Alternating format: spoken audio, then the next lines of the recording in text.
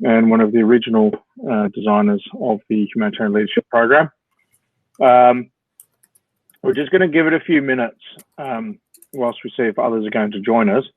But for those of you who are on the call, I'd be grateful if you could just quickly introduce yourselves, just so I know a little bit about who I'm talking to, and then hopefully I can also touch on areas that are going to be most relevant to you. So I'm going to hand you back to Tara, who is helping in the background, and she tells me that you can only type in the chat. So if you can just quickly type in to say who you are and quickly introduce yourselves, and whilst we wait for a few others to join, we can then get underway.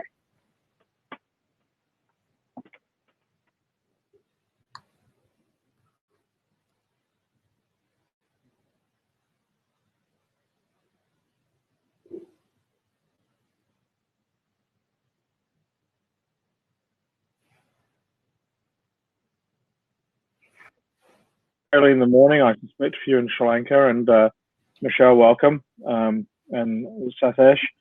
I'm a reasonably regular visitor to Malaysia, so unfortunately I've not been to Sri Lanka yet. I do hope to get there at some point, and hoping that Gus, Vathana, and Nathan can quickly introduce themselves as well, please.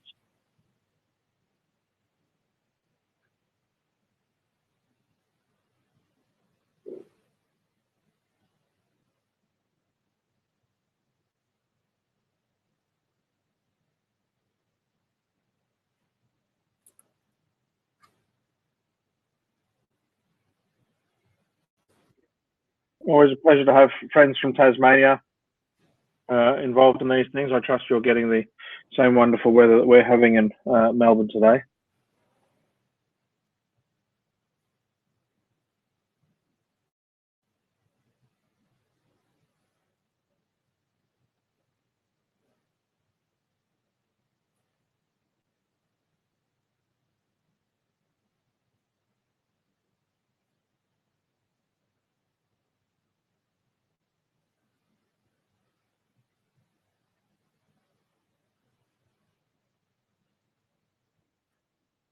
To drop a comment in there, and Nathan, if you're with us, if you can just quickly introduce yourself. I presume you're in Indonesia at the moment.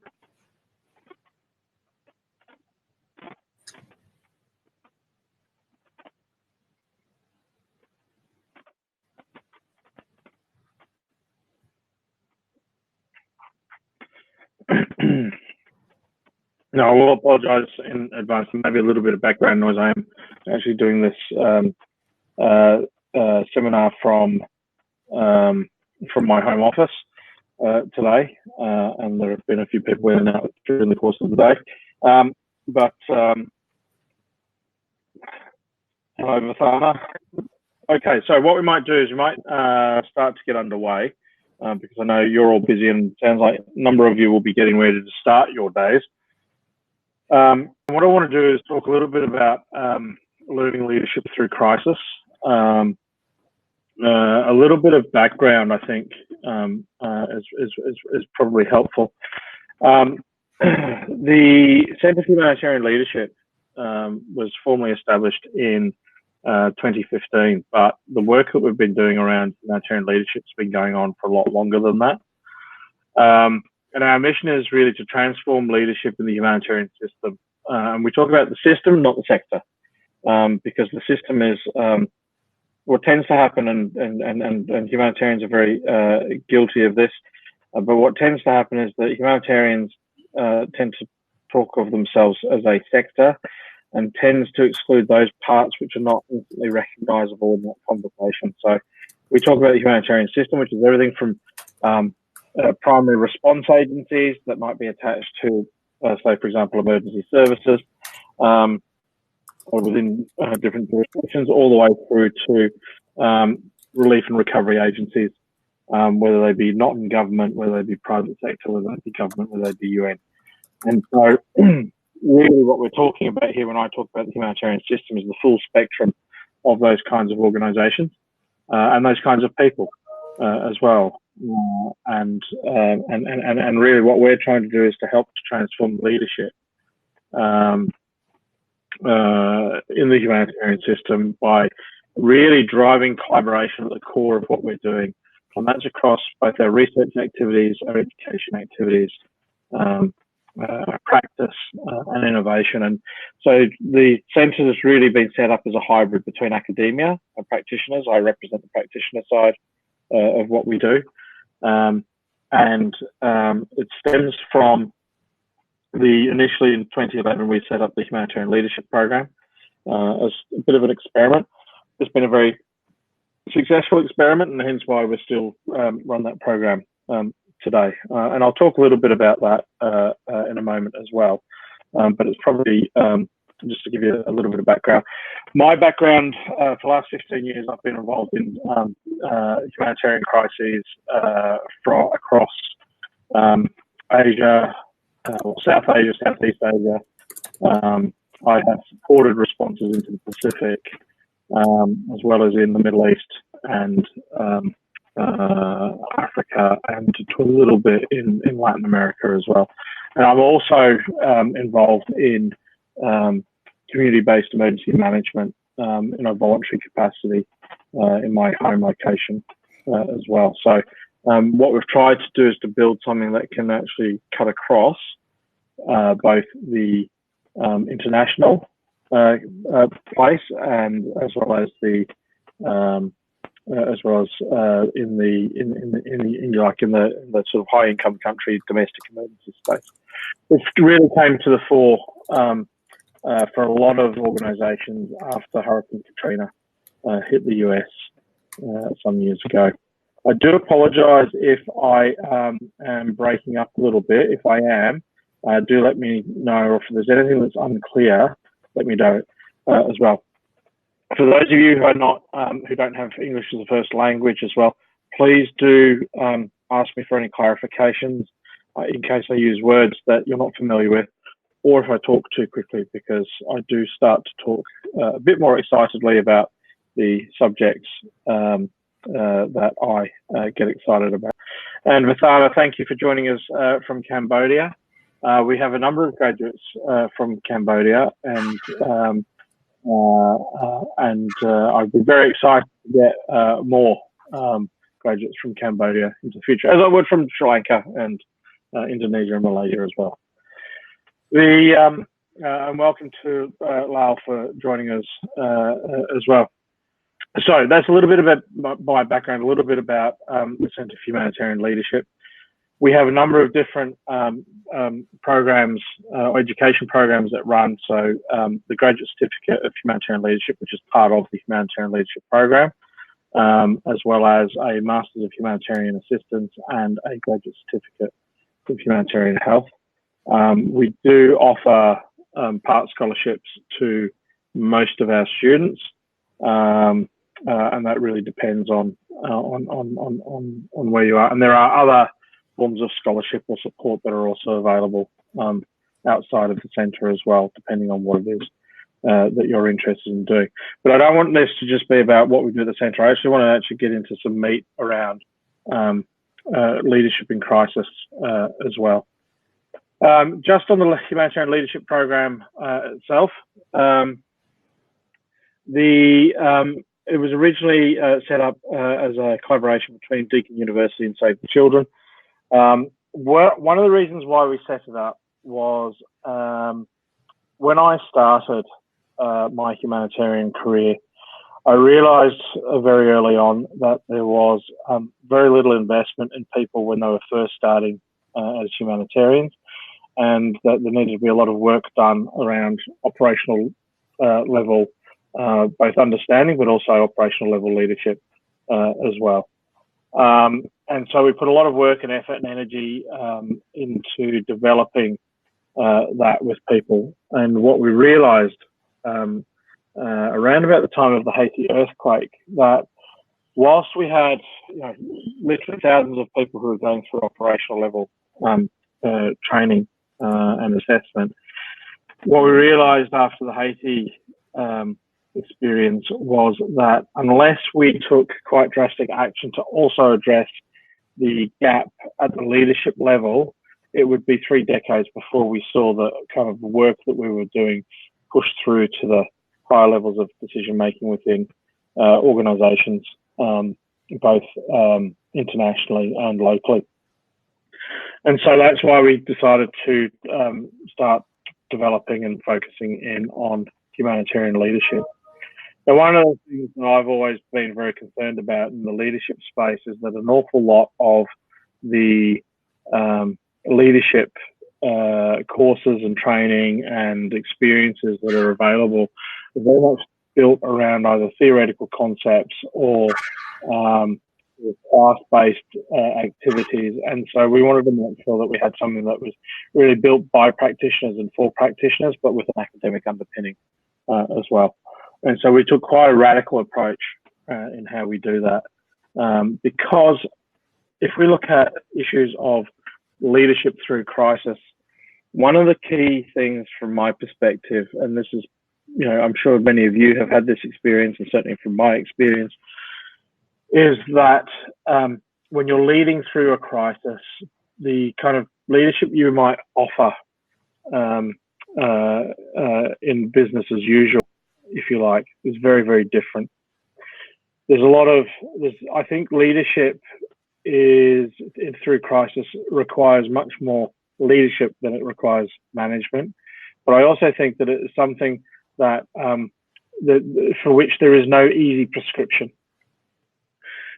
And one of the things that you need to have in order to be effective as a leader in a crisis situation, and it doesn't matter what your job title is, it doesn't matter what where you're placed within the hierarchy or rank structure or whatever it is that your organization operates, is that the approach to leadership and the way of thinking through leadership in a crisis requires a lot more agility and the ability to shift leadership styles in a very different way, because you're working, generally speaking, within quite chaotic, dynamic, and ever-shifting environments.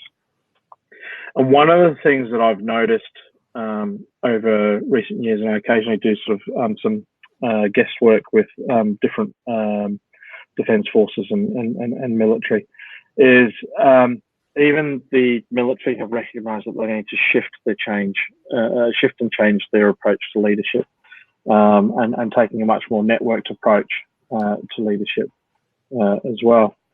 But also recognising that shifts globally in society mean that the idea of a kind of heroic leader has actually moved away. And whilst often we need people to be able to anchor us through their ability to communicate vision and strategic purpose, the need for having somebody out sort of wielding a flag and charging down a field is long gone. And so being able to understand who you are as a leader and what you're comfortable with as a leader in terms of your own behaviour is actually, I think, far more critical than any of the theories that we could provide, but then being able to test that within a practical environment as well. And so this is why we've taken the approach that we have.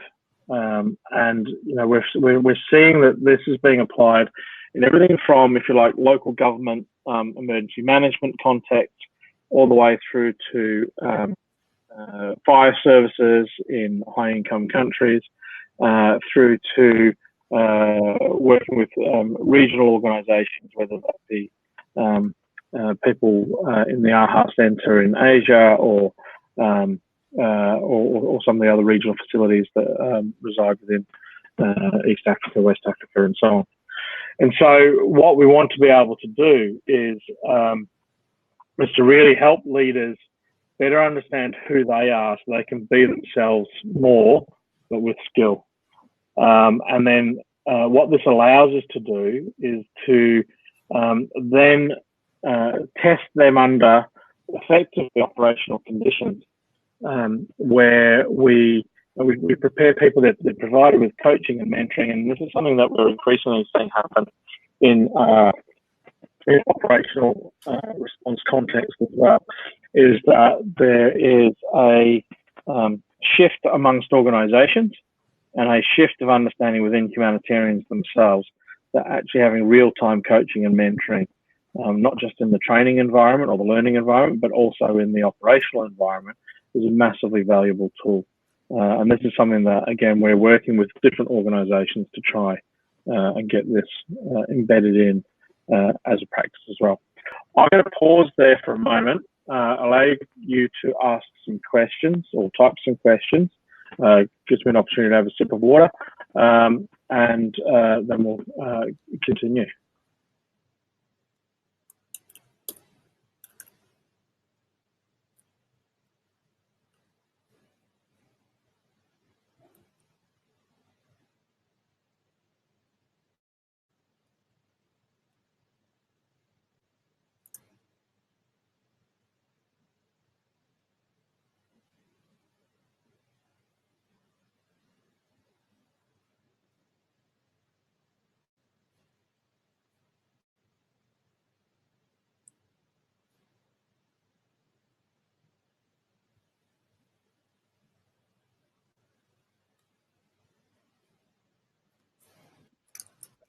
And so Gus is asking if we can just unpack the differences between leadership and management in a crisis.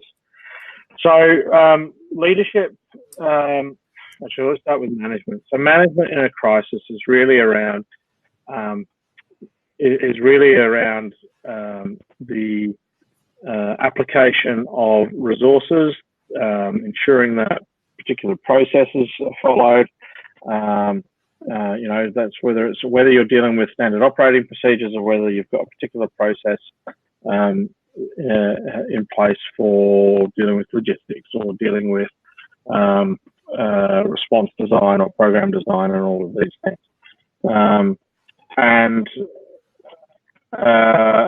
And what we find is that there are particular functions or roles. So some of you may have heard of concepts like incident control systems, which are used quite broadly now across the world. There are different variations of this. This is something that actually emerged out of North American Fire Services in the 70s. And that's really around a kind of particular process that's applied towards dealing with different issues or challenges within a response. Leadership is very different. Leadership, I think, is much more about the human component. So yes, there are, if you like, those functional requirements which require you to deal with particular types of resources, either to generate them or deploy them or whatever it is that you do with them. The leadership, I think, really falls into, so we talk about 6 leadership behaviours that we look for in people. So the first one is around communicating vision and strategic purpose. And that's something that you can't do is not a management task. It is a leadership role.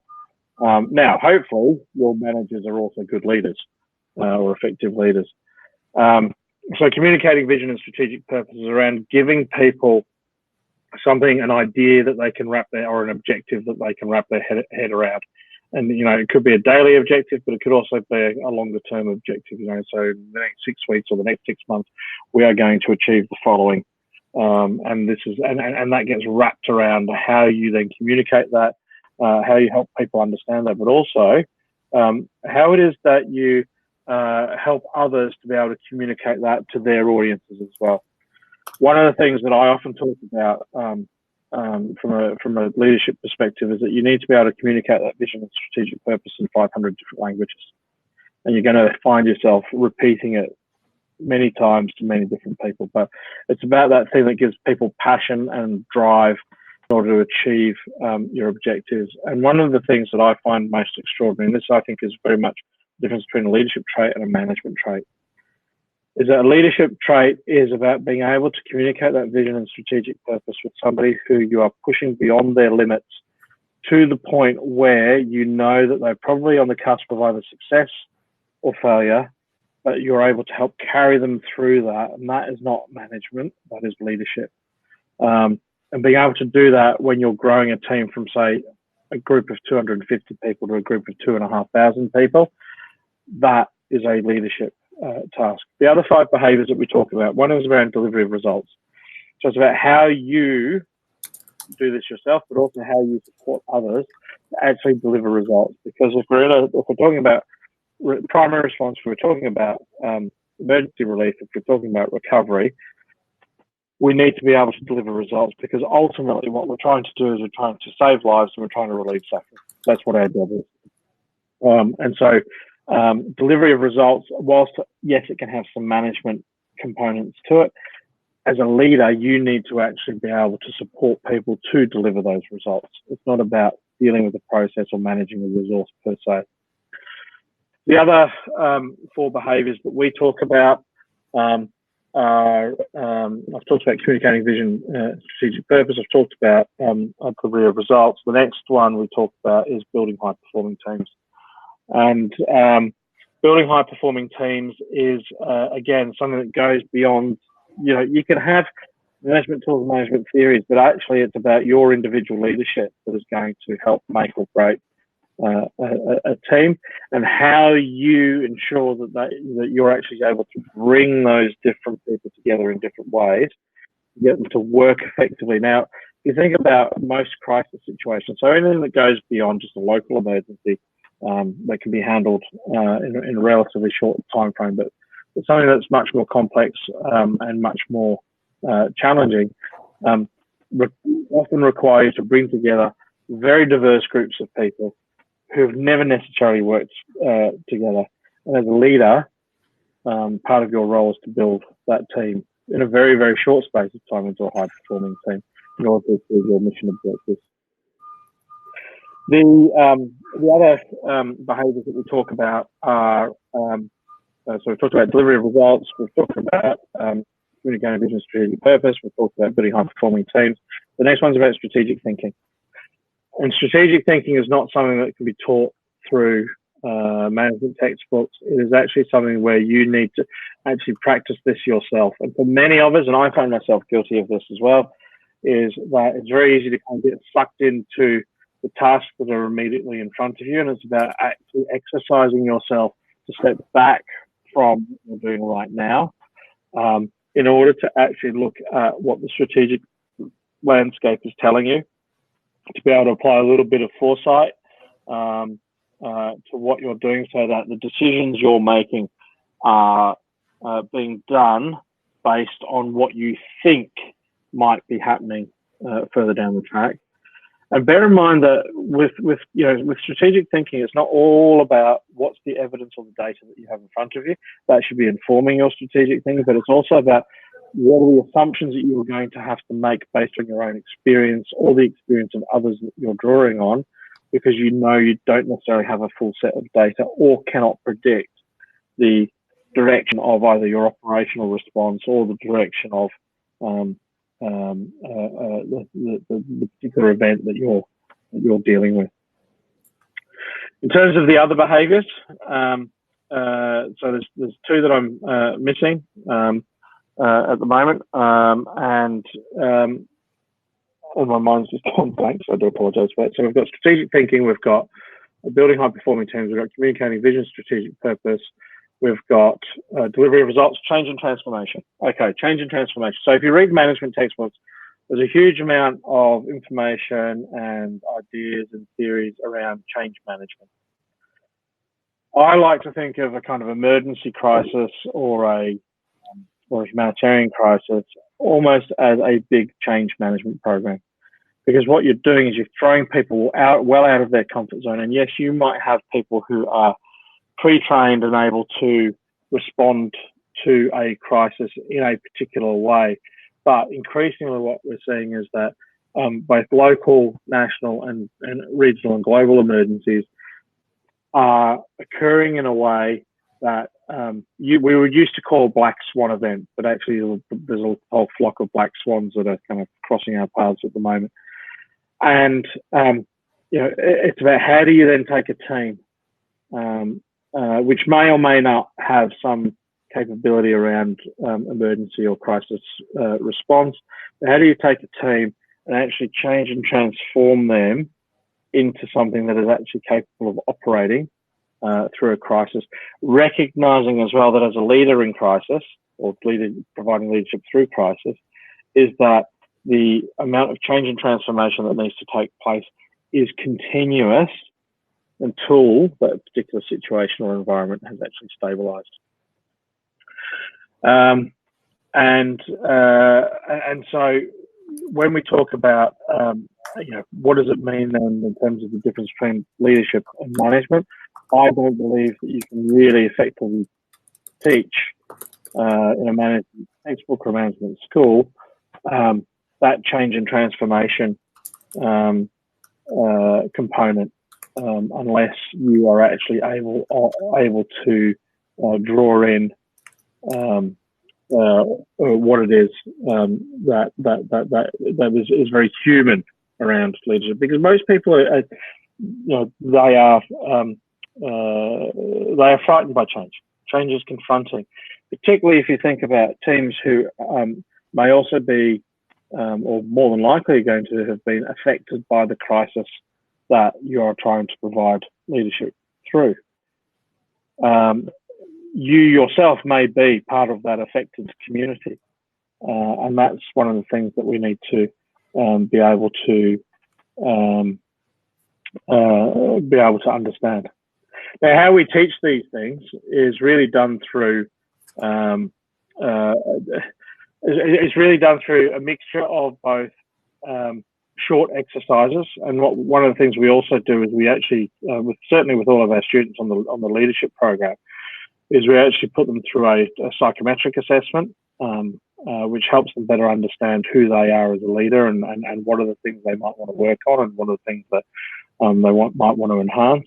But also that's complemented by taking people through a 360-degree exercise where their peers, their supervisors, the people they supervise, other stakeholders are actually providing them with a perspective on how you are seen as a leader against leadership behaviours.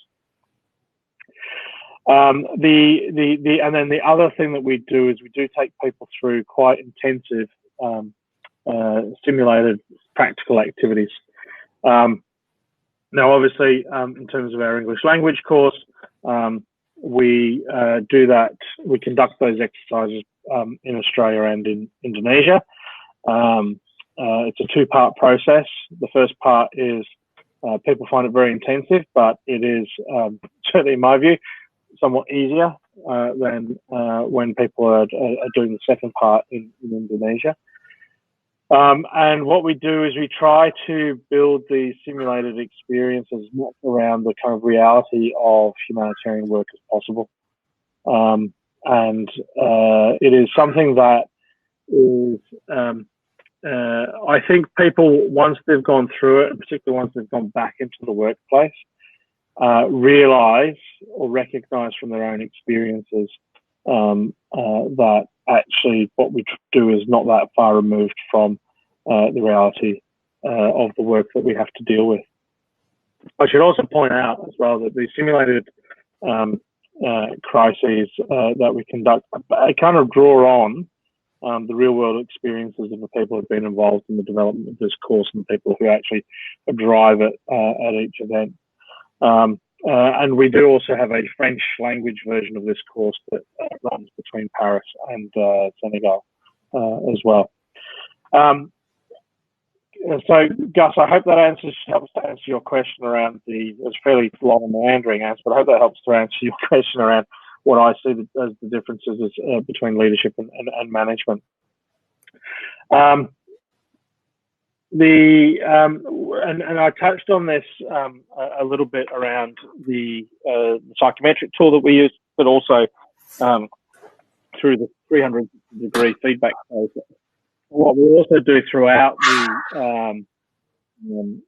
the course is you're provided with a coach, and we help support you to find and build a relationship with a mentor as well. And the coaching is really there not to tell you who you are or what you need to change, but rather to help you identify that in yourself. And this is one of the key differences between coaching and mentoring. But what coaches will also do is they also provide you with critical performance feedback to you as you progress through the leadership program.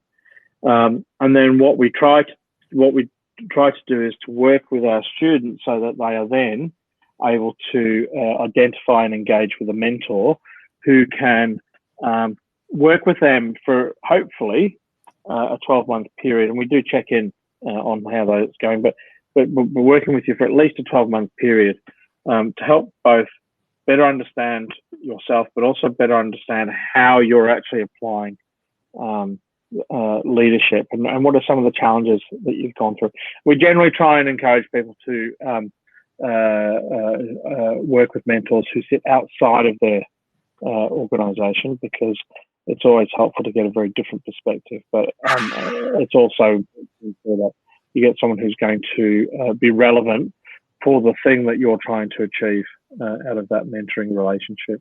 And I think that's one of the key things that makes the difference between this just being a course versus being a leadership program as well. So there's a lot of, if you like, add-on components that you wouldn't ordinarily see within a regular academic course of study as well.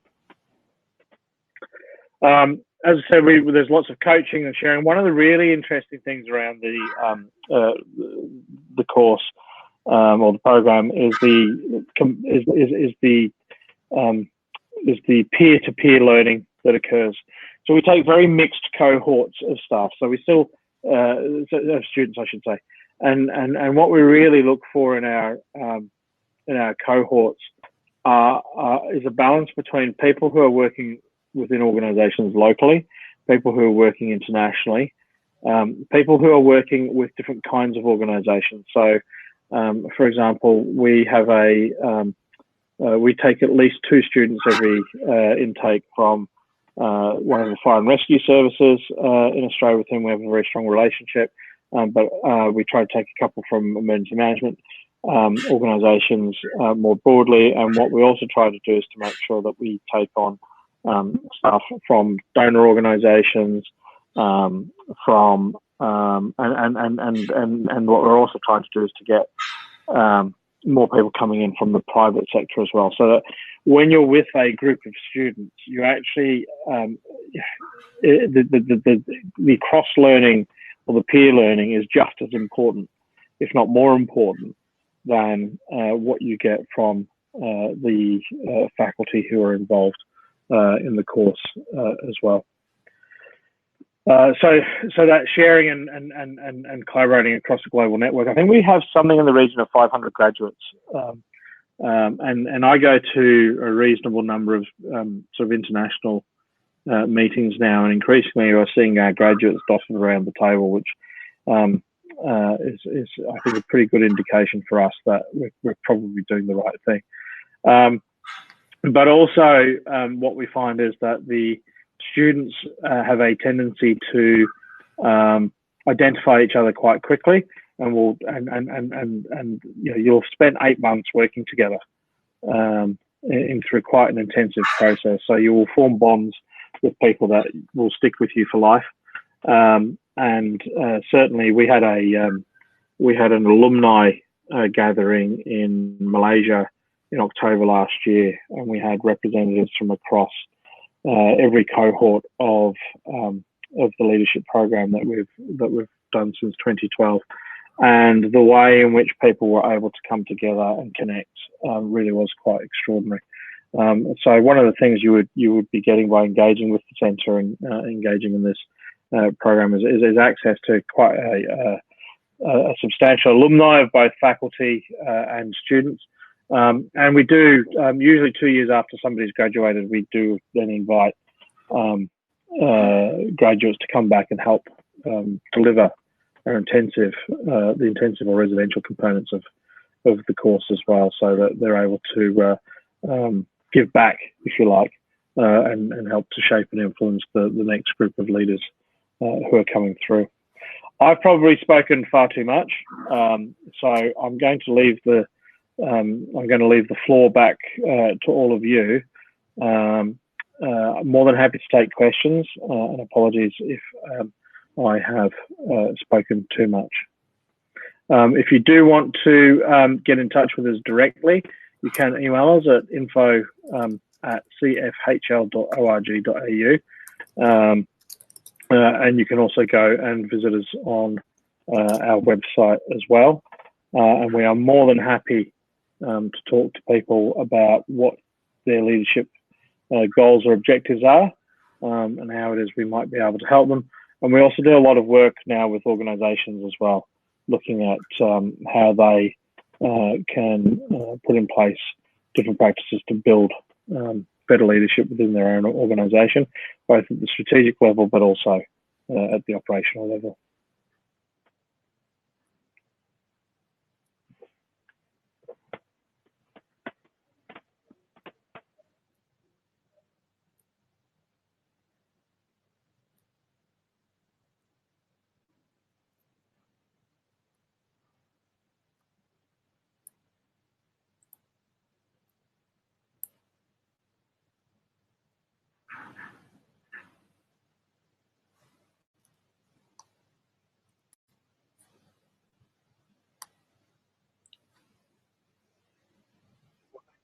Who've joined us today. I think there's an initial application deadline in I think 2 or 3 weeks for our first round of applications, but applications will also be open through until I think the first week of November. But I do encourage you to get your applications in early, because it'll improve the chances of you actually getting accepted. So just question from Gus.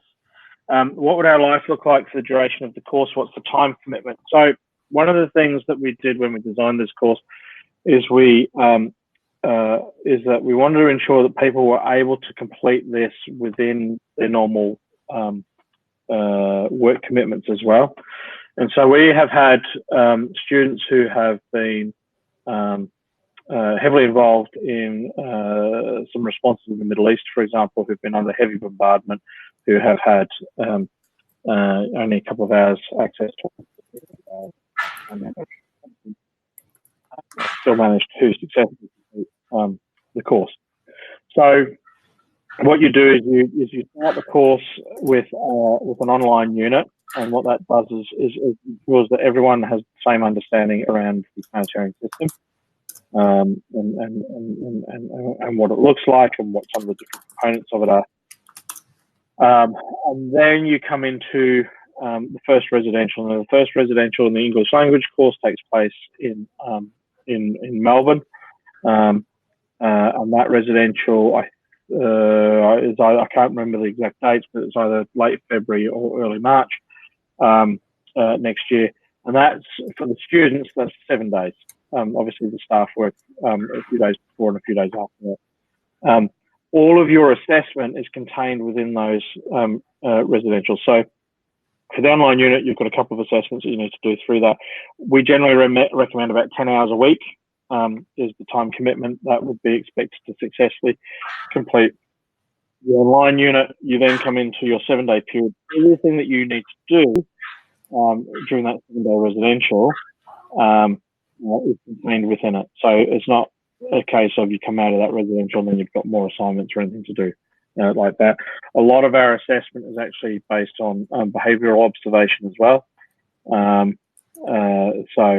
Again, and we do that through our simulated crises. If you successfully complete the first half of the course, you are then invited to complete the second half of the course. Again, you do another online unit, which is much more focused on some of the strategic issues in humanitarian leadership, which then culminates in an event that would take place in June, I think, if you join the November intake, where you would come with us to Indonesia. Thank you very much, Tara, for putting those dates up there. Where you spend 8 days with us in Semarang in Indonesia. There's a training facility that we use there. And again, all of your assessment is contained within those 8 days. So in terms of the time commitment, you're looking at roughly 10 hours a week for over the 8 months. And for the online units, it's actually a bit less than that because it's kind of 2 months and 3 months, and there's a couple of weeks chopped off at either end. And then being able to attend those residential unit dates for those periods of time. And we do find that the vast majority of our students are able to manage that as long as they are planning well in terms of their study. So it's about locking out a bit of time. Vast majority of our students come onto the course with employer support. And so part of that commitment from the employer should also be around helping to make sure that they have time and access to what they need to do in order to complete the academic work and to attend the online lectures and so on. Happy to take any other questions.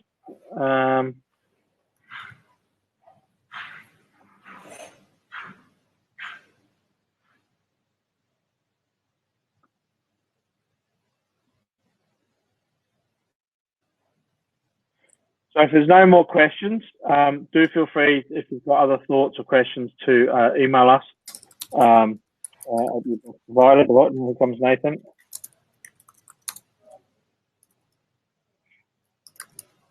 All right, thank you very much.